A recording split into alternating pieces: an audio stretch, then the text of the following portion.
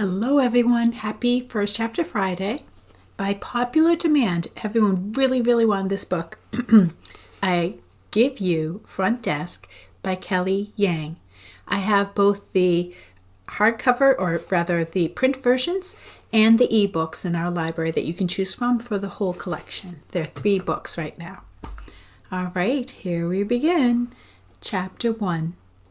My parents told me that America would be this amazing place where we could live in a house with a dog, do whatever we wanted, and eat hamburgers until we were red in the face. So far, the only part of what we've achieved is the hamburger part. But I was still holding out hope. And the hamburgers here are pretty good. The most incredible burger I've ever had was at the Houston Space Center last summer. We weren't planning on eating there. Everyone knows museum food's 50,000 times more expensive than outside food. But one whiff of sizzling bacon as we passed by the cafe, and my knees wobbled. My parents must have heard the howls of my stomach, because the next thing I knew, my mother was rummaging through her purse for coins. We only had enough money for one hamburger, so we had to share. But man, what a burger! It was a mile high with real bacon and mayonnaise and pickles. My mom likes to tease that I devoured the whole thing in one gulp, leaving the 2 of them only a couple crumbs. I'd like to think I gave them more than that. The other thing that was great about the Space Center was the free air conditioning. We were living in our car that summer, which sounds like a lot of fun, but actually wasn't, because our car's AC was busted. So after the burger, my dad parked himself in front of the vent and stayed there until the rest of the time. It was like he was trying to turn his fingers into popsicles.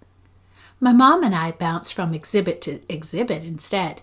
I could barely keep up with her. She's an engineer back in China, so she loves math and rockets.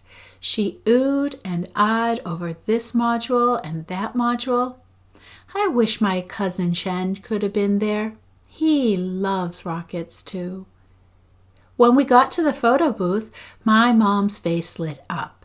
The booth took a picture of you and made it look like you were a real astronaut in space. I went first.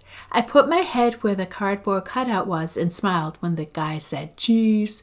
And when it was my mom's turn to take her photo, I thought it'd be funny to jump into her shot. The result was a picture of her in an astronaut suit, hovering over Earth, and me standing right next to her in my flip-flops, doing bunny ears with my fingers. My mom's face crumpled when she saw her picture. She pleaded with the guy to let her take another, but he said, "No can do, 1 picture per person." For a second, I thought she was going to cry. We still have the picture. Every time I look at it, I wish I could go back in time. If I could do it all over again, I would not photobomb my mom's picture, and I'd give her more of my burger. Not the whole thing, but definitely some more bites. At the end of that summer, my dad got a job as an assistant fryer at a Chinese restaurant in California. That meant that we didn't have to live in our car anymore, and we could move into a small 1-bedroom apartment. It also meant that my dad brought home fried rice from work every day. But sometimes he'd also bring back big old blisters all the way up and down his arm. He said they were just allergies, but I didn't think so. I think he got them from frying food all day long in the sizzling wok. My mom got a job in the front of the restaurant as a waitress. Everybody liked her, and she got great tips. She even managed to convince the boss to let me go with her to the restaurant after school, since there was no one to look after me. My mom's boss was a wrinkly, white-haired Chinese man who reeked of garlic and didn't believe in wasting anything. Not cooking oil, not toilet paper, and certainly not free labor. "You think you can handle waitressing, kid?" he asked me. "Oh, yes, sir," I said, excitement pulsating in my ear. My first job. I was determined not to let him down. There was just one problem. I was only 9 then and needed 2 hands to just hold one dish steady. The other waitresses managed 5 plates at a time. Some didn't even need hands. They could just balance a plate on their shoulder. When the dinner rush came, I too loaded up my carrying tray with 5 dishes. Big mistake. As my small back gave in to the mountainous weight, all of my dishes came crashing down. Hot soup splashed onto customers, and fried prawns went flying across the restaurant. I was fired on the spot, and so was my mother. No amount of begging or promising to do the dishes for the next gazillion years would change the owner's mind. The whole way home I fought tears in my eyes. I thought of my 3 cousins back home. None of them had ever gotten fired before. Like me, they were only children as well. In China, every child is an only child, ever since the government decided all families are allowed as only one. Since none of us had siblings, we were our siblings.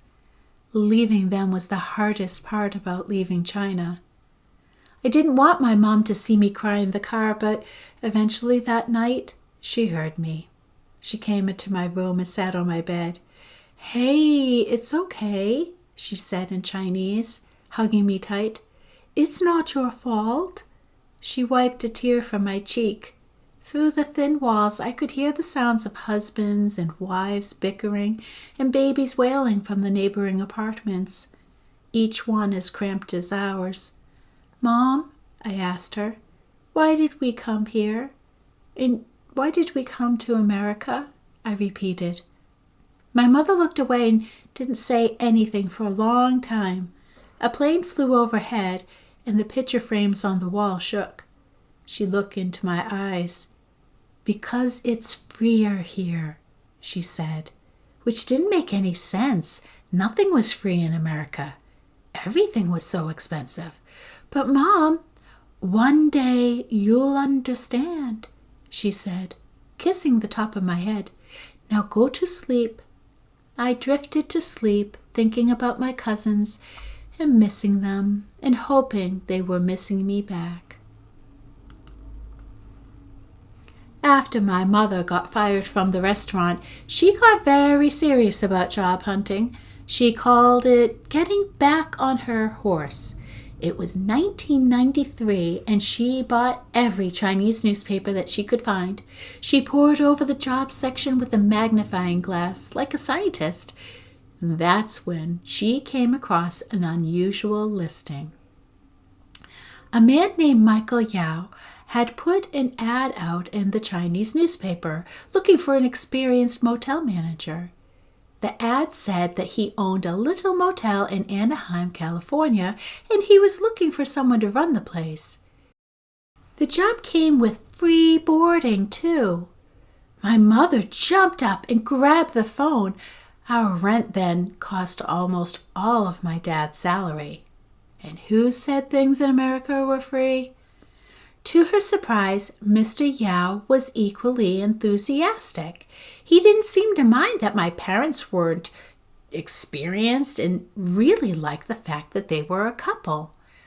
"2 people for the price of 1, he joked in his thick Taiwanese accented Mandarin, and then we went over to his house the next day.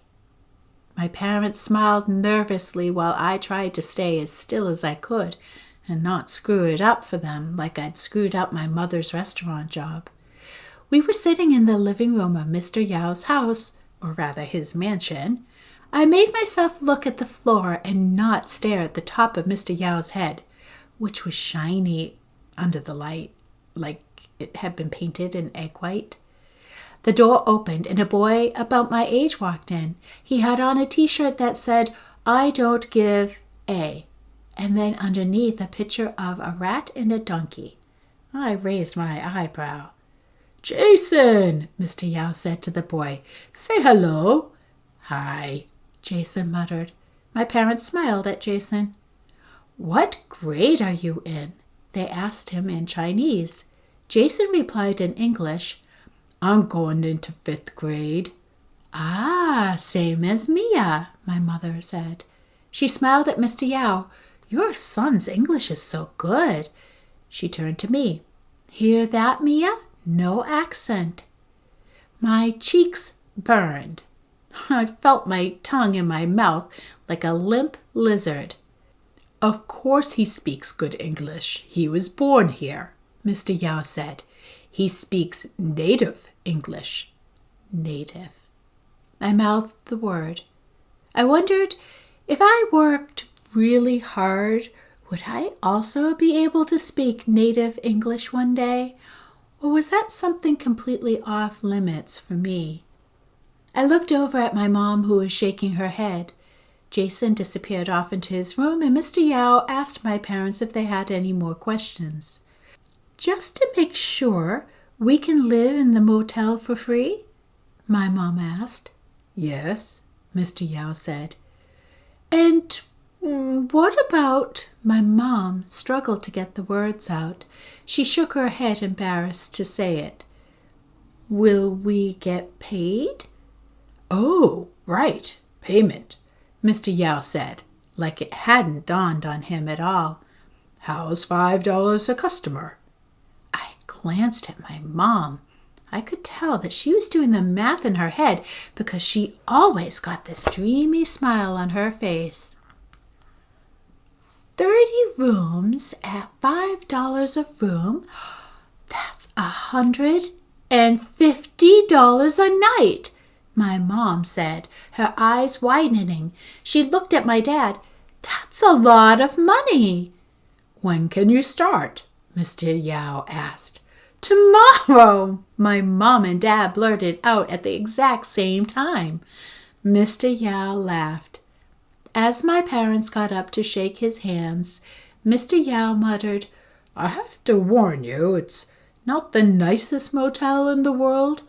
My parents nodded. I could tell it made no difference to them what the motel looked like. It could look like the inside of a Greyhound bus toilet for all we cared. At $150 a day, plus free rent, we were in. I hope you enjoyed this, and I hope you get hooked and want to read chapter 2 and 3 and all the way through the whole series. Have a lovely week, and take care.